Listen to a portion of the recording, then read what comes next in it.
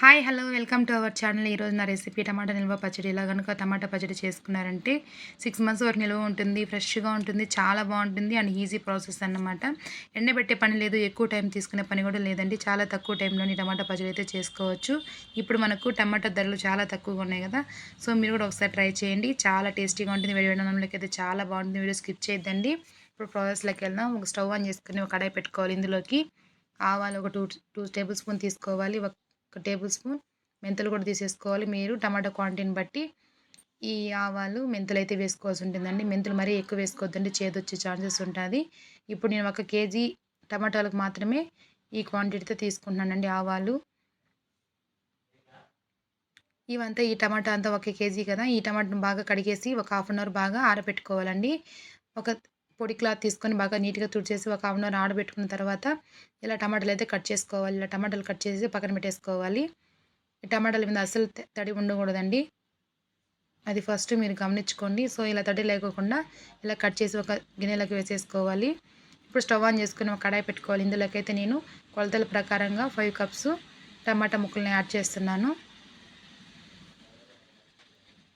ఇప్పుడు ఇదే విధంగా చింతపండు అండి, కొత్తగా వచ్చిన చింతపండు అయితే మనకు పచ్చళ్ళకి చాలా బాగుంటుంది. కొత్త చింతపండు అయితే నేను 2 కప్స్ యాడ్ చేసుకుంటున్నాను. ఏ నెలలు తొక్కలు లేకుండా నీట్గా చూసుకొని ఇలా 2 కప్స్ చింతపండు కూడా యాడ్ చేసుకోవాలి. ఇదంతా మంట కొంచెం సిమ్లో పెట్టి మూత పెట్టకుండా గరిటెతో కలుపుకుంటూ బాగా ఉడికించుకోవాలి. ఈ చింతపండు గుజ్జంతా బాగా ఉడికేలాగా ఉడికించుకోవాలి. ఉడికిన తర్వాత మంట చల్లబడిన తర్వాత ఇదంతా కొంచెం చల్లారిన తర్వాత ఒక మిక్సీ జార్లోకి తీసేసుకోవాలి.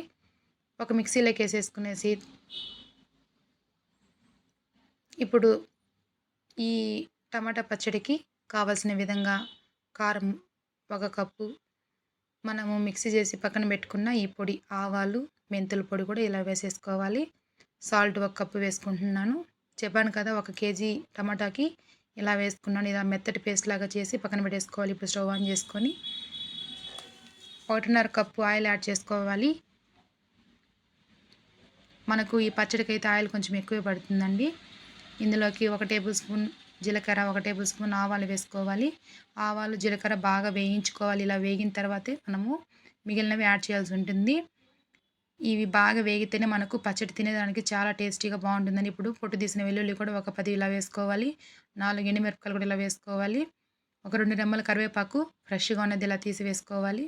ఇదంతా ఒకసారి కలిపిన తర్వాత 1 టేబుల్ స్పూన్ ఇంగువ వేసుకోవాలి. ఇంగువ వేయడం వల్ల మనకు టమాటా పచ్చడి అయితే టేస్ట్ చాలా బాగుంటుంది. అసలు తొందరగా అయితే చెడిపోకుండా కూడా బాగుంటుందండి. మనం ఇప్పుడు మిక్సీ చేసి పక్కన పెట్టుకునే టమాటా పేస్ట్ని కూడా మొత్తాన్ని కూడా వేసేసుకోవాలి. కనీసం 10 నిమిషాలు స్లోగా కలుపుకోవాలి. ఈ టమాటా పచ్చడిని బాగా ఫ్రై చేసుకోవాలండి. మంట లో ఫ్లేమ్లో పెట్టుకొని కలుపుకోవాలి.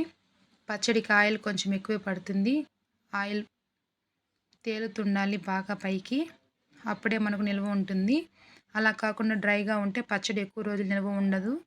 సో పచ్చడికి ఆయిల్ వేసుకునేటప్పుడే చూసి వేసుకోండి. ఇలా వేసేసి ఈ టమాటాలో ఉండే పచ్చితనం అంతా పోయేంత వరకు బాగా లో ఫ్లేమ్లో పెట్టి కలుపుతూ ఉండాలి.